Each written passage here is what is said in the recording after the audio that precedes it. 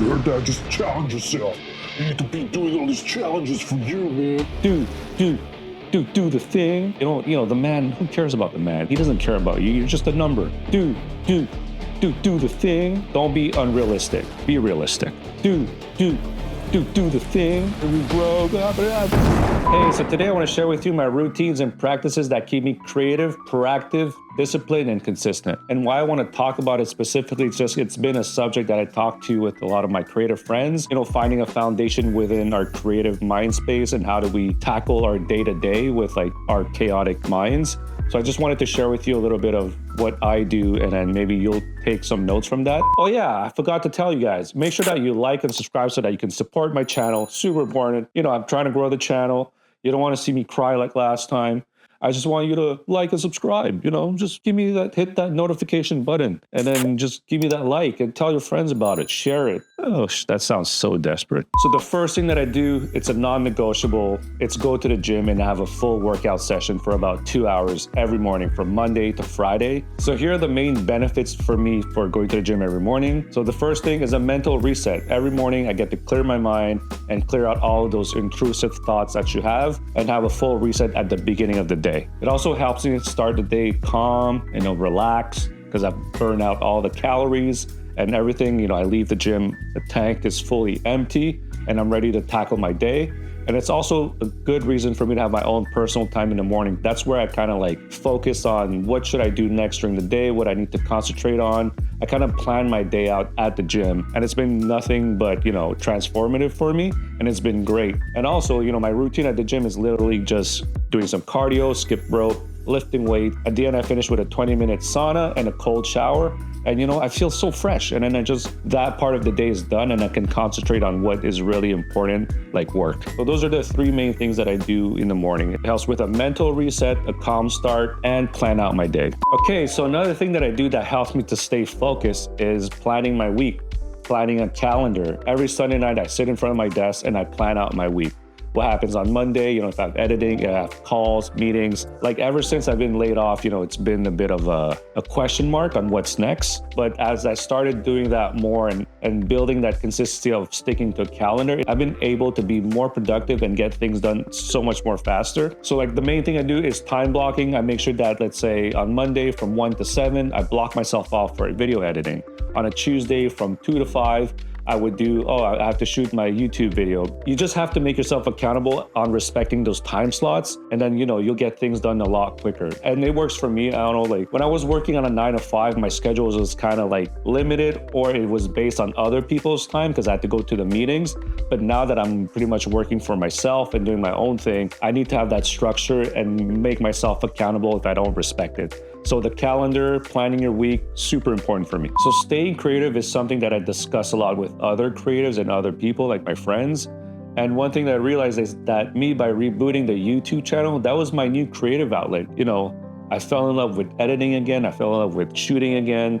I'm looking at a lot of content on YouTube, on the videos about how to make better edits, better transitions, better strategy. It gave me not a sense of purpose, but more of a rejuvenation of, not rejuvenation, it gave me the love of editing and shooting if I started it, but I have all this experience now and I can do it properly, but I have that passion now that I want to make better videos, I want to make better content, share more tips. But that's my main outlet right now, making YouTube videos. I've shifted my music, and the thing that I realized with me, I need to get into pockets of creative pockets and creative zones. I think I've spoken to that with my friend Tyler, where he mentions that, you need to get in the flow, everything keeps going. And then once you're in that, you just trust the process and keep doing it. So that's where I'm at with the YouTube channel. I've been giving myself also non-negotiable where I do one video a week, no matter what. It could be a minute video to 12 minutes, whatever. I just need to stay consistent and just keep doing it. And then, it doesn't matter. I just output myself with the videos and just maintain and be consistent with that and see what happens. So right now, making video content is what keeps me creative. But, we do talk about creative blocks, how we get out of it. And like my friend Lebikal said, he said that you need to do something else. And for me, that something else is making music. I used to be making a lot more music when I was working on my EP, but right now, when I want to disconnect and do something, I treat music as a hobby, I make a beat, I make loops, whatever. I just make music just to disconnect and, have time to just like have fun versus making something with a goal. Music is just there to like help me stay creative and get out of that block a lot of times. I would just, let's say in between an edit, I'd be like, oh, let me just try to make a beat. And then I just make something, and I got that little creative fulfillment by making something cool. Then I just go back to what was my main focus. So yeah, music is just a hobby right now, but right now that's one way for me to stay creative and get out of a creative block. So another thing that I do is like these little, like I'd say routine or ritual that, kind of breaks the day, breaks the routine a little bit. In the morning, I always have my non-negotiable, I work out. And then after I work out, I would eat lunch. And sometimes I would just start working, but if I feel like if it's nice outside, a beautiful day, I feel I need to, take advantage of that and go outside. So usually I just, step outside, go grab a coffee, and go see some friends. Eventually I'm always at Lopez and I go say hi to my friends there. It's been like my hangout. But, I try to get out and just, get my mind off of work before starting, a focus time. So getting myself, I talk to people, grab a coffee, whatever works for you. And then I would save like the more focused work after that. Let's say I booked myself from 1 to 9 to edit. Maybe around noon I would do that and then get home and start working. But being conscious that you should take breaks and step out of your creative zone, it's super important. So by being on my own and working on my own time, I've realized that my main focus hours for work that I'm the most productive is not even in the morning, because the morning is reserved to empty the tank at the gym. But then from 1 to 9, I feel that's where I'm the most focused, I realize.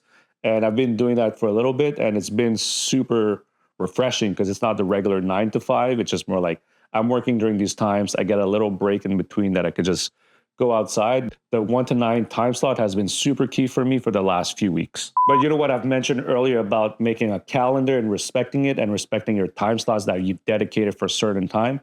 Also dedicate time, for rest. If you're working from 1 to 9, stop at 9. Don't overdo it. You need to rest. It's not about the burnout culture anymore. You're working on your own time, doing your own thing. But even if you're working a 9 to 5, you finish at 5, reset. The man, who cares about the man? He doesn't care about you. You're just a number. So just respect those hours.